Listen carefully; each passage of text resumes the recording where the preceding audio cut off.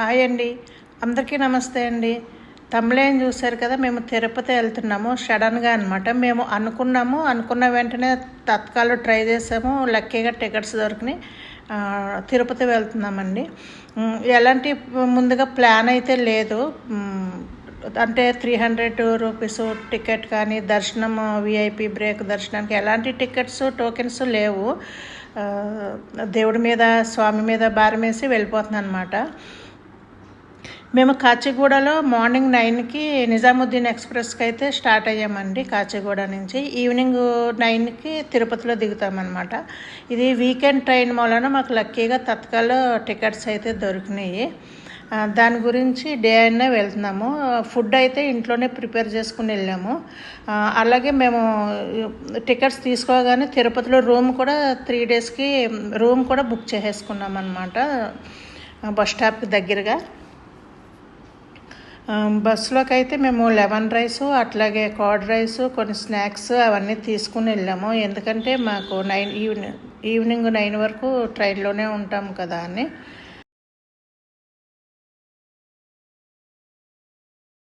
కొన్ని మరమరాలుండలు, అలాగే కొన్ని స్వీట్ రవ్వ లడ్డూలు, స్నాక్స్ ఇలా కొన్ని అన్నీ తీసుకెళ్ళాము. ఎందుకంటే 3 డేస్ మేము మళ్ళీ మాకు రిటర్న్ 13th మధ్యాహ్నం 3:30కి 7 హిల్స్ ట్రైన్కి తత్కాల్లో దొరికింది. అంటే 3-4 డేస్ ఉంటాం కాబట్టి రూమ్లో కూడా బోర్ కొట్టకుండా కొన్ని బిస్కెట్స్, స్నాక్స్, స్వీట్స్ అన్నీ తీసుకుని వెళ్ళాను అనమాట. కొంచెం పాపకు కూడా టైంపాస్ అవుతుంది, ఇలా తింటుంది, మాకు కూడా ఏదన్నా తినాలనిపిస్తే ఉంటాయని ఇవన్నీ తీసుకుని వెళ్ళాము. అవే మీకు చూపిస్తున్నాం అనమాట. పిల్లలు ఉన్నప్పుడు ఇట్లా ఇంట్లో నుంచే కొంచెం ఫుడ్ తీసుకెళ్ళడం బెటర్ అండి. బయట ఫుడ్ అందరికీ పడదు కదా, అందుకని చెప్తున్నాను. తిరుపతిలో ట్రైన్ ఈవినింగ్ 9కి దిగిపోయామండి. మనం ట్రైన్ దిగాక ఫస్ట్ కంపార్ట్మెంట్ నుంచి బయటికి వెళ్తే డైరెక్ట్ విష్ణు నివాసం దగ్గరికి వెళ్తాము. చెప్పాను కదా మాకు ఎలాంటి టోకెన్స్ లేవు దర్శనానికి అని. అందువల్ల మేము విష్ణు నివాస్కి అయితే వెళ్తున్నాము. విష్ణు నివాస్, అలాగే అలిపిరి మెట్టు, శ్రీవారి మెట్టు, ఇట్లా 3-4 ప్లేసెస్లో మనకి ఎస్ఎస్డి టోకెన్స్ అయితే ఇస్తున్నారు. అదైతే నేను యూట్యూబ్లో సెర్చ్ చేశాను. సెర్చ్ చేసి అదే ప్లాన్గా నేను కూడా విష్ణు నివాస్కి అయితే వచ్చానండి. మాకైతే బై గాడ్ గ్రేస్ ఒక 20 మినిట్స్లో టోకెన్ అయితే వచ్చింది మాకైతే. మనం ఆధార్ కార్డు చూపించాలి, లైన్లో నిలబడాలి. లైన్ అయితే ఉంటుందండి. ఆధార్ కార్డు చూపించగానే మనకి టోకెన్ అయితే ఇస్తారు. దీనికి ఎలాంటి డబ్బులు తీసుకోరు, ఫ్రీ టోకెన్ అనమాట. మేము టోకెన్ అయితే తీసుకుని ఇంక రూమ్కి వచ్చేసాను. 10 అవుతుంది మేము రూమ్కి వచ్చేటప్పటికి. మేబీ 9:45 అలా అవుతుంది. ఇంకా రూమ్కి వచ్చి రూమ్ బాయ్తోనే టిఫిన్ తెప్పించుకుని తినేసి పడుకున్నాము. ఇది నెక్స్ట్ డే అండి. నెక్స్ట్ డే పాప నేను రెడీ అయిపోయి ఇంకా బస్కి కొండ మీదకి అయితే వెళ్తున్నాము. మనకి ఎక్కడైతే హోటల్ తీసుకున్నామో మనకి నియర్ బై అక్కడే మన బస్సెస్, ట్యాక్సీలు, ఆటోలు అన్నీ ఉంటాయి అన్నమాట. నేను బస్కి అయితే కొండ మీదకి అయితే వెళ్తున్నాము. చాలా బాగుందండి, చాలా ఆనందం అనిపించింది సడన్గా రావటము. ఇది తిరుపతి కొండ మీద బస్ స్టాప్ అనమాట. ఇక్కడ బస్సు దిగేసి ముందు మేము తలనీలాలు, స్వామివారికి తలనీలాలు సమర్పించుకుంటాకి పాపకి తలనీలాలు అయితే సమర్పించేసాము. సమర్పించినాక ఇంకా దిగిపోయామన్నమాట. ఎందుకంటే మాకు 28 మార్నింగు 3 o'clockకి స్లాట్ బుక్ అయింది దర్శనానికి. అందుకని ఇంకా కిందకే వచ్చేసాము. మళ్ళీని కిందకు వచ్చేసి ఫ్రెష్ అయ్యాము. ఫ్రెష్ అయ్యి 5 కల్లా మళ్ళీ రెడీ అయిపోయాము. రెడీ అయిపోయి కొండ మీదకైతే మేము బయలుదేరుతున్నామండి.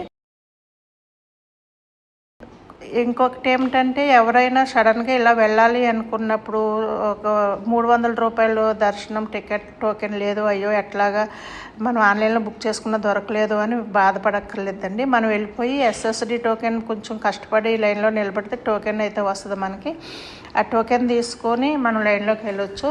ఒక 1 అవర్ తేడా ఉంటుంది 300కి దీనికి. మాకైతే 4 అవర్స్ పట్టింది ఇది దర్శనము. ఇక్కడ అలిపిరి మెట్టు దగ్గర అయితే మనం వెహికల్లో వెళ్ళినా బస్సులో వెళ్ళినా ఎలా వెళ్ళినా ఇక్కడ వెహికల్ అయితే దింపేస్తారు. ఇక్కడ ఎందుకంటే చెక్కింగ్ ఉంటుంది. చెక్కింగ్ అయ్యాక మనం మళ్ళీ బయలుదేరుతాము. కొండ ఎక్కుతుంటే చాలా బాగా అనిపించిందండి, చాలా ఆనందం అనిపించింది. ఆ స్వామిని ఎప్పుడెప్పుడు చూస్తానన్నంత సంతోషం అనిపించింది. అనుకోని ప్రోగ్రాము, స్వామి పిలిపించుకున్నాడు, మేము వెళ్ళాము అనిపించింది నాకైతే. అంతే కదండి, ఆ స్వామి దయ లేనిదే మనం కూడా వెళ్ళలేము కదా, ఆయన పిలిపించుకుంటేనే మనం వెళ్ళగలుగుతాము. ఆ అదృష్టం మాకు కలిగినందుకు నాకు చాలా ఆనందం అనిపించింది. స్వామివారికి వేల కృతజ్ఞతలు అయితే చెప్పుకున్నాను నేను. మరి కొండంతా మీరు చూసేయండి, నేను బ్యాక్గ్రౌండ్ మ్యూజిక్తో మీకు కొండంతా చూపిస్తాను. మళ్ళీ మాట్లాడుకుందాం, చూసేయండి. ఎన్ని జన్మల పుణ్యమో నీకిన్ని సేవలు చేయగా,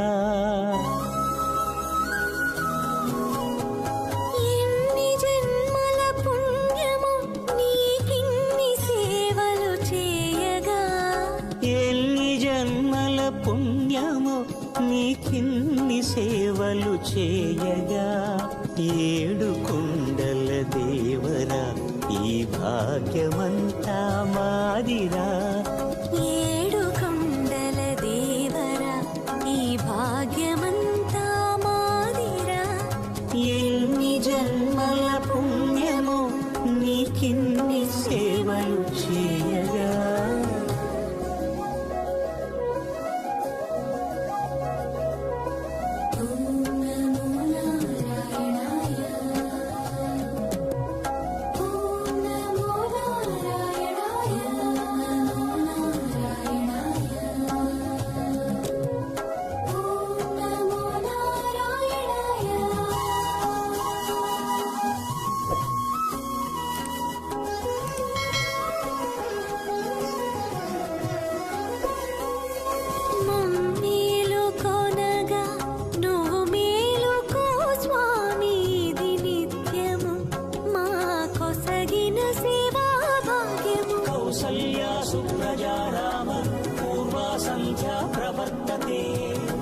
उत्तिष्ठ नरशार्दूल कर्तव्यं दैवमान्निकम्.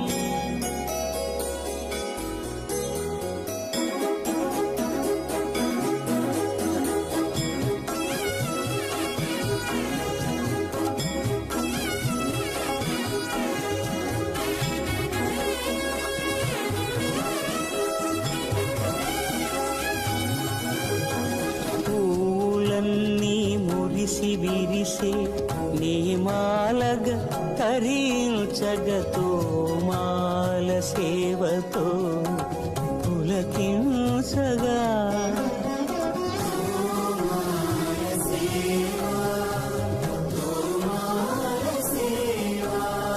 ఎన్ని జన్మల పుణ్యమో నీకిన్ని సేవలు చేయగా.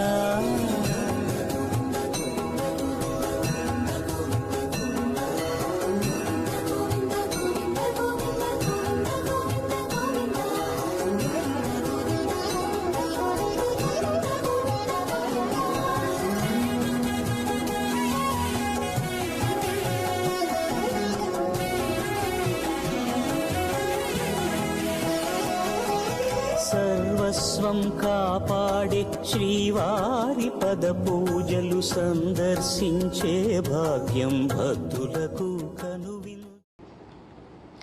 ఫైనల్గా కొండ మీదకి అయితే వచ్చేసామండి. ఈవినింగ్ అయితే మేము కారే బుక్ చేసుకున్నాము, కారులోనే వచ్చేసాము. ఆయన ఎక్కడ వెంగమాంబ అన్నదానం దగ్గర ఆపమన్నాము, అన్నప్రసాదం దగ్గర కారు ఆపమన్నాము. ఎందుకంటే మేము కొండ దిగాక మార్నింగ్ నుంచి ఏమీ తినలేదన్నమాట. మాకు 3 వరకు అంటే టైం ఉంది కాబట్టి ఫస్ట్ అన్నప్రసాదం స్వీకరించాలి అనుకున్నాము. అందుకని భోజనశాలకు అయితే వచ్చేసాము. ఇది వెంగమాంబ అన్నదానం ప్రసాదం అండి. లోపలైతే చాలా బాగుందండి. అరిటాకులో భోజనము చాలా బాగుంది భోజనం. తప్పకుండా తిరుపతి వెళ్ళినప్పుడు స్వామివారి అన్నప్రసాదం స్వీకరించండి. మనకి అన్నానికి అసలు ఎలాంటి లోటు ఉండదు స్వామివారి భోజనం చేయటం వలన. అందుకని మేము తిరుపతిలో స్వామివారి భోజనమే చేసాము, బయట ఎక్కడ ఏమీ తినలేదు. లోపలికి భోజనానికి వెళ్తుండగా ఇక్కడ సీనరీస్ అయితే, ఫొటోస్ అయితే, ఇక్కడ ఆర్కిటెక్చర్ అదేమంటారు దాని డిజైన్ అయితే అంతా చాలా బాగుంది. అందుకే మీకు ఇదంతా చూపిస్తున్నాను. ఇక్కడైతే కొన్ని ఫొటోస్ అయితే దిగాము. తిరుపతి కొండ కింద నుంచి పైకి మనం ఎలా వస్తామో అనేది రూట్ మ్యాప్ అయితే ఇక్కడ ఇచ్చారు. చాలా అద్భుతంగా అనిపించింది. ఇన్ని మలుపులు, ఇంత కొండ, ఇంత ఎక్కి దిగామా మనం అనిపించింది. చాలా సంతోషం అనిపించింది. ఫైనల్గా మేము అన్నప్రసాదం అయితే స్వీకరిస్తున్నాము. భోజనానికి అయితే వచ్చేసామండి. ఒక స్వీటు, పచ్చడి, పప్పు, రసము, రైసు, మనం తిన్నంత భోజనం అయితే పెడుతున్నారు. చాలా శుభ్రంగా పెడుతున్నారు, చాలా నీట్గా ఉంది. తప్పకుండా భోంచేయండి వెళ్తే. ఇంక తర్వాత మేము ఫస్ట్ స్వామివారి దర్శనానికి ముందు వరాహస్వామి దర్శనం చేసుకోవాలంటారు కదా, అందుకని మేము కూడా వరాహస్వామి దర్శనం చేసుకోవాలని వెళ్తున్నాం అన్నమాట. మేము వెళ్ళిన రోజు అయితే చాలా రష్ ఉందండి. పైన కొండ మీద చాలా పబ్లిక్ ఉన్నారు. ఉచిత దర్శనానికి అయితే 24 hours పడుతుందంట. మాకు ఎస్ఎస్డి టోకెన్ దొరకటం వలన మాకు 4 hours బాగానే అయింది. ఎందుకంటే ఉచిత దర్శనానికి లోపలికి వెళ్ళినా కూడా నారాయణగిరి లైన్ వరకు వెళ్ళినాక అక్కడ మళ్ళీ టోకెన్స్ ఇస్తారు. సో దానివల్ల 24 hours పడుతుంది. అది ఏ టైం ఇస్తారో స్లాట్ తెలియదు కదా, అందుకు 24 hours పడుతుందంట. మాకైతే బాగానే జరిగింది స్వామి దయ వల్ల. వరాహస్వామి దర్శనం చేసుకున్నాము. లోపల ఏమీ ఫోటోలు తీయకూడదు కాబట్టి నేను అక్కడ స్వామివారి దగ్గర ఏమీ ఫొటోస్ తీయలేదండి. అలాగే పుష్కరిణి దగ్గరికి వచ్చి కూర్చున్నాము. మేము వచ్చిన రోజు ఎండ లేదు, అలానే వర్షము లేదు, చల్లటి గాలి. ఒక అట్మాస్ఫియర్ ఎలా ఉందంటే ఒక ఊటీలో ఉన్నామా అన్నట్టు అనిపించిందండి. విపరీతమైన చల్లటి గాలి, మనుషులే ఎగిరిపోతారు అన్నంత గాలి వేసింది. చాలా బాగుంది. ఆ చల్లదనానికి ఎక్కడైనా దుప్పటి పరుచుకుని పడుకోవాలా అనిపించింది. అసలు ఎంత బాగుందన్నమాట. అసలు అక్కడ కూర్చున్నామంటే లేవాలనిపించలేదు. ఈ పుష్కరిణి దగ్గర ఇక్కడ చాలాసేపు కూర్చున్నాక అక్కడ రావి చెట్టు దగ్గర శివుడు ఉంటే అక్కడ రావి చెట్టు చుట్టూ ప్రదక్షిణ చేసి శివయ్యని కూడా దర్శనం చేసుకున్నాక మేము చెప్పులైతే వెంగమాంబ అన్నప్రసాదం దగ్గరే చెప్పులు వదిలేసాము. ఎందుకంటే మాడ వీధుల్లో చెప్పులు వేసుకుని నడవకూడదు కాదండి. అందుకని